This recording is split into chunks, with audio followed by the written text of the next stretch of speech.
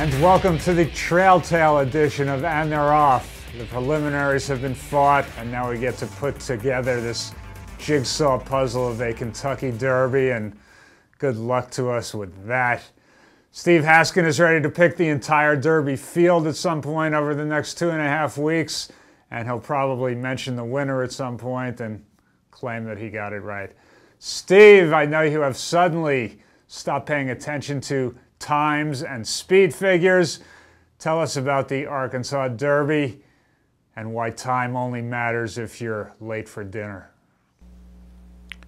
Well, I like the way you got a couple of nice digs in there to start with. That's fine. I mean, that's okay. I know that it's just your typical feeble attempts at humor to start the show, so I'm not going to take it personally. But getting down to the topics at hand. Don't overanalyze my jokes, Steve.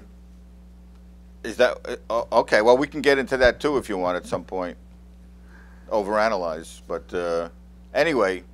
First off, let me discuss slow times. Slow times are only a negative if the other horses are fast. You know, other than the Santa Anita Derby, all the major preps have been slow. You know, most of them have been 150 or slower.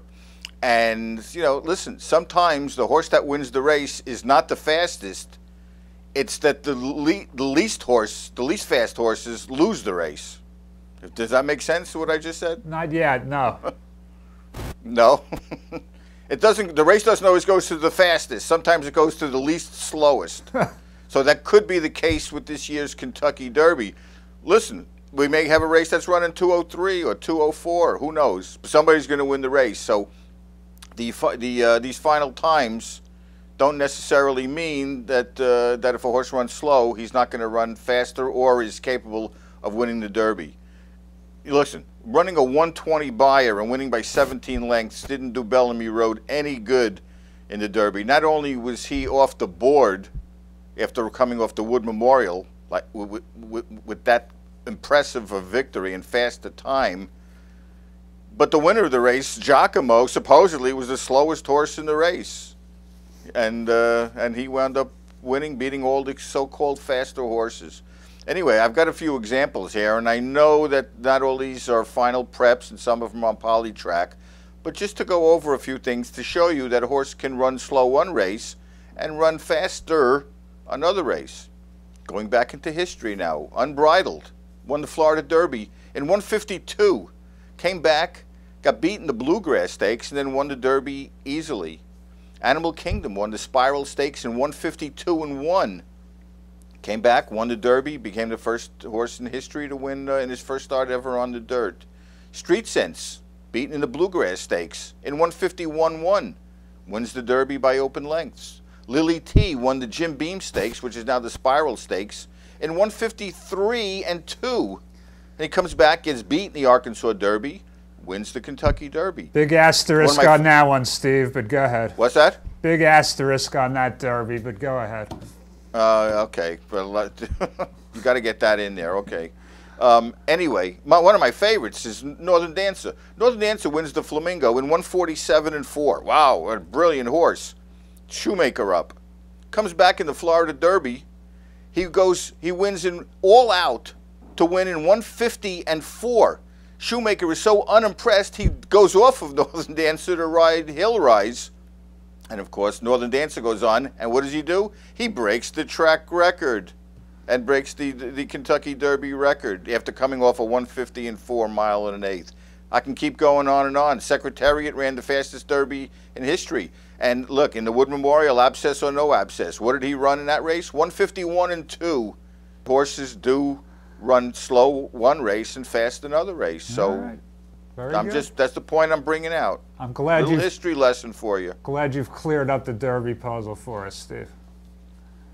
I try my best. I try my best, even though I like picking every horse in the race. It's as clear as mud. And speaking of mud, or Java, for what it was, the Bluegrass Stakes, which featured 2 last-out winners in a field of 14, was rather entertaining this time around. At least 3 horses looked like they were going to be winners somewhere during the stretch run, but Java's War made the best, longest, and last move and really put on a terrific show, along with his owner, breeder Chuck Fipke, and the always quotable Kenny McPeak. However, looking forward, that walking out of the gate business is going to make it pretty tough in the Derby. And it should be remembered that Java War's worst race came at Churchill Downs last November, so I don't know what this bluegrass means. Steve, do you know what the bluegrass means? First off, I would like you to do me a favor, okay? Without looking at your teleprompter, I'd like you to say Java War's worst race again 5 times. It's Java's War. Not Java's War. Java's War, whatever. Say that anyway. You say it, Steve. You say it once. I can't say it once, so. Java's War. Java, yeah, okay, well, go ahead. Anyway, you get my point. Anyway, getting to the poly track, that's the whole key to this race. You know, it can get laboring for horses that are on the pace, and it can really set it up for deep closers, and that's what happened. And listen, Java's War, he showed he can handle the dirt in the Tampa Derby. He's got a lot of turf in his pedigree, but he does have some dirt influences as well. The key with him, like you said, he's got to come out of the gate, with the field at least. Yeah. And he's going to have to get lucky. He's going to have to come through all those horses. He's not a big horse. You know, he may have to come through holes. And whether he's going to get lucky or not and get a good trip, well, who knows? I mean, he's just a guess. You can love a horse in a race, but if he's going to come from that far back, and horses we know do, Mind That Bird and Street Sense, they've come from way out of it. But you have to get lucky, as they did. This horse doesn't have Calvin Burrell up on him. So it's all about luck. You can love this horse going into the race, but again, you're going to have to hope he gets through, and that's what we don't know. There's no way to predict it. Steve, does anybody love any horse in this race at this point? No. You know what? I like a lot of horses, as you said before, but I don't love anyone. Yeah. All right. Maybe we will fall in love sometime over the next 2.5 weeks. Todd Fletcher is falling in love with this Derby trail. It looks like the East Coast-based trainer is going to have 5 starters in the Kentucky Derby. So in honor of that situation, we are bringing to you the 5 top reasons we are happy with Todd's bounty of runners. Number 5 reason we're happy. With those 5 horses in Todd's Witness Protection Program, it leaves us with only 15 others to cover. Number 4, get to see blacksmith Ray Amato shoe Derby horses all morning. Hi, Ray. How you doing? Looking forward to seeing you. He's going to be a busy guy. Number 3 reason we like Todd's 5 horses. Charming Kittens owner Ken Ramsey likely to sneak us into a hospitality tent. Yes, you know, we can get maybe a rain check for the Breeders' Cup. Yeah. Number 2, get to see Todd try to remember Violence and Shanghai Bobby. Remember them? Yeah, they're back there somewhere. And the top reason we are happy about Todd having 5 horses in the Derby, the daily mass press conference makes for a perfect time to take a bathroom break. All right, good luck to all of those 5 in the Derby. You know what? When you get right down to it, by the way, I just want to add, when you really consider the fact that Todd had the 2 early favorites for the Derby, I mean, yeah. Violence and Shanghai Bobby were basically 1-2 on most people's list going into the year. To lose both those horses and still have 5 in the Derby, and 3 of those 5 are major contenders. Yeah. And all 5 have a legitimate shot. So I mean, that's pretty amazing. Hey, Steve, he had the Derby lock last August with Arch Warrior also. Yeah, right, exactly. Yeah, listen. He also had Delhomme and Capo Bastone. So I mean, to get 5 in the race for 5 different owners, amazing. Could you say that name again, please? Capo Bastone? Oh, you changed it already. I don't know. Bastone, No, Bastone. What do I know? I liked your accent. All right. There were a couple of amazing races last weekend that did not have Derby implications, but we want to show them to you anyway. The first one occurred at Pimlico last weekend. Stable Boy, roll the tape of Spicer Cub. And folks, if you haven't seen this one yet, this is truly amazing. Steve, you want to describe this? Yes, well, this really is amazing. I mean, this horse winds up bolting on the turn, which horses do sometimes. But for him to get back into the race again was, pretty remarkable in itself.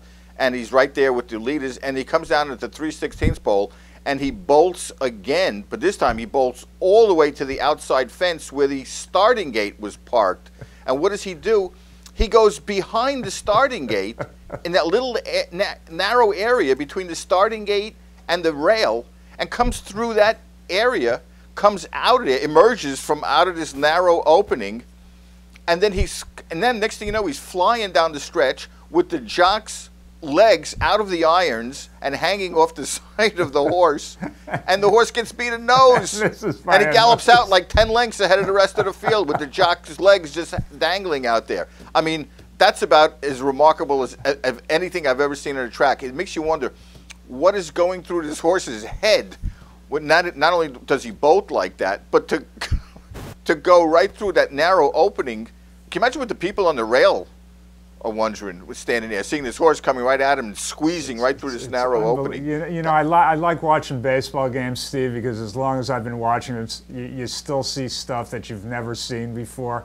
The Yankees pulled that incredible triple play last week that I've never seen anything like that. This, no matter how long you've been at the track, I don't think anybody's ever seen a horse go between the rail and the starting gate and come back out. It's just incredible. All right, good luck to Spicer Cub in a less eventful trip next time out. The second clip we want to show you features a very good 3-year-old in New York named Incognito. And this clip's worth watching, even if he wasn't a son of AP Indy, which he does happen to be. This is an allowance race last Saturday of Incognito, getting absolutely pinballed and almost knocked off his feet as he tries to go through a hole that is no longer there when he tries to go through it. And then he finds another hole that doesn't exist, and Steve, boy, he comes on also. Well, I tell you, if you want to know what the thoroughbred is all about, just watch the stretch run of this race. I can't even begin to describe it. After getting bounced and shoved and nearly falling on his face, I mean, you see how badly he stumbles. He recovers, takes off again, then goes through a hole that starts closing rapidly, and he just barely makes it through and has to bull his way through, again bouncing off of horses. I'm telling you, this has to be my new favorite horse. Yeah, and Steve, you called up his maiden race to my attention a month ago, and we watched that race. And this horse obviously isn't going to the Derby, but he kind of reminds you of another AP Indy named Bernardini, who missed the Derby, did pretty well in the Preakness and beyond. So funny name, Incognito, but hopefully he comes out of this race unscathed and goes on for Darley and Kieran McLaughlin. So and also let's not forget he's not only by AP Indy, he's out of Octave. Yeah. Who it was a major Grade 1 winner for Starlight, and she was, and remember the great race she ran in the Breeders' Cup Distaff too, where she came from almost dead last. So heck of breeding on this horse. Yep. Look out for him going forward. So. All right, Steve. Stable Boy and I will be out at Keeneland in the next week. We'll be doing some video. So for all you horsemen, stop by and say hi to Stable Boy, or else he will not pick your horse to win the Kentucky Derby. Is that correct? Sure. I also take mail-in donations too. So. Nobody said anything about donations. All right. We will see you from Churchill Downs with our next And They're Off. May Day, that's May 1st. Steve, have a good trip cross country, and we can't wait to see you in Louisville. Yes, looking forward to it. And before we go, we just want to offer our heartfelt condolences to the victims of the Boston Marathon tragedy. So, yeah. But anyway, life goes on, and Derby's coming up, and I will certainly look forward to seeing you in Kentucky. Steve, no horseplay, because there are going to be people there with automatic weapons, so I want you to be on your best behavior that week. I'll try my best. All right. All right, everybody. Thanks to our sponsor, Darby Dan Farm. Thanks to you, our viewers. Join us for our Derby show from Churchill Downs next time. Bye-bye. Bye-bye.